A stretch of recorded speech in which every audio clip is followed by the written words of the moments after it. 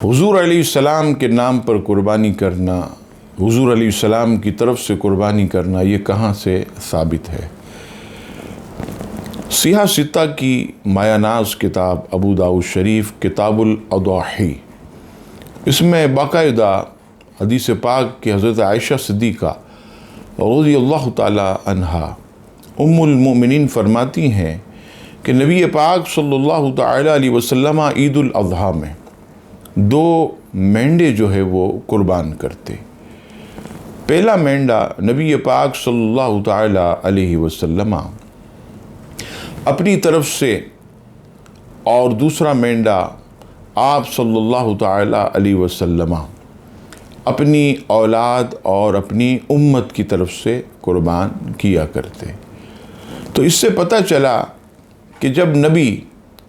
اپنی امت کے لیے قربانی کر سکتا ہے، اپنی امت کی طرف سے قربانی کر سکتا ہے، تو پھر امت کے لیے نبی پاک علیہ السلام کے لیے قربانی کرنا یہ تو بدرجہ اولا، یہ بہتر اور اعلیٰ ہے۔ تو نبی پاک صلی اللہ تعالی علیہ وسلم کے لیے ان کی طرف سے قربانی کرنا یہ جائز اور باعث ثواب ہے۔ لیکن یہاں پر ایک بات یاد رہے، وہ یہ بات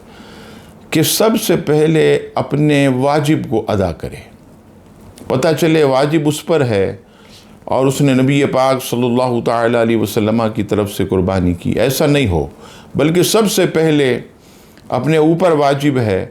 تو اپنی قربانی کرے، پھر اپنی زوجہ پر واجب ہے تو اس کی قربانی کرے۔ سب سے پہلے جن جن پر واجب ہیں قربانیاں ان کی ادا کرے، پھر اگر کوئی حصہ بچ جائے یا اگر اللہ تبارک و تعالی نے آپ کو بہت عطا کیا تو پھر نبی پاک علیہ السلام کے لیے الگ سے ایک جانور ذبح کریں تاکہ نبی پاک صلی اللہ تعالی